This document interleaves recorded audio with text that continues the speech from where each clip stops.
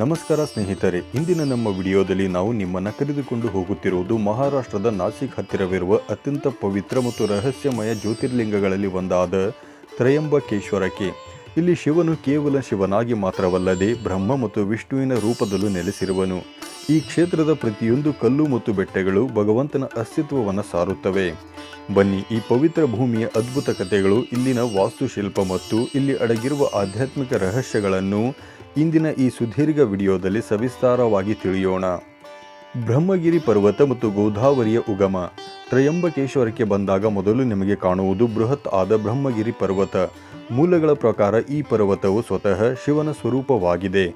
ಶಿವನಿಗೆ ಹೇಗೆ 5 ಮುಖಗಳಿವೆಯೋ, ಅಂದರೆ ಸದ್ಯೋಜಾತ, ವಾಮದೇವ, ಈಶಾನ, ಅಘೋರ ಮತ್ತು ತತ್ಪುರುಷ, ಹಾಗೆಯೇ ಬ್ರಹ್ಮಗಿರಿಗೂ 5 ಶಿಖರಗಳಿವೆ. ಸಾವಿರಾರು ವರ್ಷಗಳ ಹಿಂದೆ ಗೌತಮ ಮಹರ್ಷಿಗಳು ಮತ್ತು ಅವರ ಪತ್ನಿ ಅಹಲ್ಯ ಇಲ್ಲಿ ವಾಸಿಸುತ್ತಿದ್ದರು. ಅವರ ತಪಸ್ಸಿನ ಫಲವಾಗಿ ಮತ್ತು ಅವರ ಮೇಲಾದ ಒಂದು ಅಪರಾಧದ ಪ್ರಾಯಶ್ಚಿತ್ತಕ್ಕಾಗಿ ಅವರು ಶಿವನನ್ನು ಪ್ರಾರ್ಥಿಸಿದರು. ಆಗ ಶಿವನು ತನ್ನ ಜಟೆಯನ್ನು ಇಲ್ಲಿ ಅಪ್ಪಳಿಸಿದನು. ಅಲ್ಲಿಂದ ಗೋದಾವರಿ ನದಿಯು ಪ್ರಕಟವಾಯಿತು. ಇದನ್ನು ದಕ್ಷಿಣ ಗಂಗೆ ಅಥವಾ ಗೌತಮಿ ಎಂದು ಕರೆಯುತ್ತಾರೆ. ವಿಚಿತ್ರವೆಂದರೆ ಈ ನದಿಯು ಬೆಟ್ಟದ ಮೇಲೆ ಕಾಣಿಸಿಕೊಂಡು ಮತ್ತೆ ಕಣ್ಮೆರೆಯಾಗಿ ಕೆಳಗಿನ ಕುಶಾವರ್ತ ಕುಂಡದಲ್ಲಿ ಪ್ರತ್ಯಕ್ಷವಾಗಿ ಕಾಣಿಸಿಕೊಳ್ಳುತ್ತದೆ. ಕುಶಾವರ್ತ ಕುಂಡದ ಮಹಿಮೆ. ಗೌತಮ ಮಹರ್ಷಿಗಳು ಗೋದಾವರಿ ನದಿಯನ್ನು ತಡೆ ಹಿಡಿದ ಸ್ಥಳವೇ ಈ ಕುಶಾವರ್ತ ಕುಂಡ. ಇಲ್ಲಿ ಸ್ನಾನ ಮಾಡುವುದರಿಂದ ಎಲ್ಲ ಪಾಪಗಳು ಮತ್ತು ಪಿತೃದೋಷಗಳು ನಿವಾರಣೆಯಾಗುತ್ತವೆ ಎಂಬ ನಂಬಿಕೆ ಇದೆ. ಮೂಲಗಳಲ್ಲಿ ಉಲ್ಲೇಖಿಸಿರುವಂತೆ ಇಲ್ಲಿನ ನೀರಿನಲ್ಲಿ ಅನೇಕ ಬ್ಯಾಕ್ಟೀರಿಯಾಗಳಿದ್ದರೂ ಭಕ್ತರ ಅಚಲ ನಂಬಿಕೆಯು ಈ ನೀರನ್ನು ಅವರಿಗೆ ಅಮೃತವನ್ನಾಗಿ ಮಾಡುತ್ತದೆ. ಸಾಧು ಸಂತರು ಇಲ್ಲಿ ಸ್ನಾನ ಮಾಡುವುದು ಕೈಲಾಸದಲ್ಲಿ ಸ್ನಾನ ಮಾಡಿದಂತೆ ಎಂದು ಭಾವಿಸುತ್ತಾರೆ. ದೇಗುಲದ ವಾಸ್ತುಶಿಲ್ಪ ಮತ್ತು ಶ್ರೀಯಂತ್ರ. ತ್ರಯಂಬಕೇಶ್ವರ ದೇಗುಲದ ರಚನೆಯು ಬಹಳ ವಿಶೇಷವಾಗಿದೆ. ನೀವು ಈ ದೇಗುಲವನ್ನು ಮೇಲಿನಿಂದ ನೋಡಿದರೆ ಅದು ಒಂದು ಶ್ರೀಯಂತ್ರದ ಆಕೃತಿಯಲ್ಲಿ ಕಾಣಿಸಿಕೊಳ್ಳುತ್ತದೆ. ದೇಗುಲದ ಸಭಾಮಂಟಪದಲ್ಲಿ ಕಲ್ಲಿನ ಆಮೆ ಇದೆ.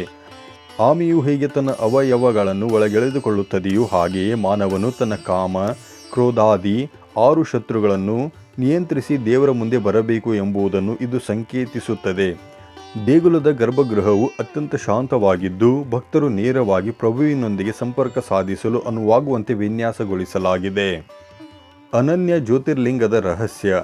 ಸಾಮಾನ್ಯವಾಗಿ ಎಲ್ಲ ಜ್ಯೋತಿರ್ಲಿಂಗಗಳು ಉಬ್ಬಿಕೊಂಡಿರುತ್ತವೆ, ಆದರೆ ತ್ರಯಂಬಕೇಶ್ವರದ ಲಿಂಗವು ತಗ್ಗು ಪ್ರದೇಶದಂತಿದ್ದು ಅದರೊಳಗೆ 3 ಸಣ್ಣ ಲಿಂಗಗಳಿವೆ. ಇವು ಬ್ರಹ್ಮ, ವಿಷ್ಣು ಮತ್ತು ಮಹೇಶ್ವರರನ್ನು ಪ್ರತಿನಿಧಿಸುತ್ತವೆ. ಈ 3 ದೇವತೆಗಳು ಶಕ್ತಿಯ ಪೀಠದ ಮೇಲೆ ಕುಳಿತಿದ್ದಾರೆ. ಅಂದರೆ ಬ್ರಹ್ಮಾಂಡದ ಎಲ್ಲ ಶಕ್ತಿಗಳು ಒಂದೇ ಮೂಲದಿಂದ ಬಂದಿವೆ ಎಂದು ಇದು ತೋರಿಸುತ್ತದೆ.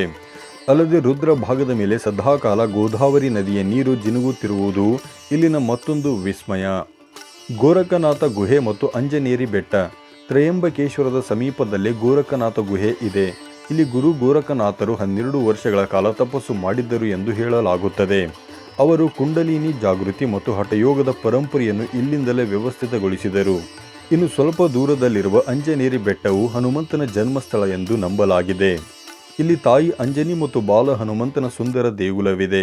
ನಾಥ ಸಂಪ್ರದಾಯದ ಸಾಧುಗಳು ದೀಕ್ಷೆ ಪಡೆಯುವ ಮೊದಲು ಅಂಜನೇರಿ ಮತ್ತು ಬ್ರಹ್ಮಗಿರಿಯ ಪ್ರದಕ್ಷಿಣೆ ಮಾಡುವುದು ಕಡ್ಡಾಯವಾಗಿದೆ. ಸ್ನೇಹಿತರೆ, ತ್ರಯಂಬಕೇಶ್ವರವು ಕೇವಲ ಒಂದು ಧಾರ್ಮಿಕ ಸ್ಥಳವಲ್ಲ, ಇದು ಶಿವ ಮತ್ತು ಶಕ್ತಿಯ ಸಂಗಮದ ಅದ್ಭುತ ತಾಣ.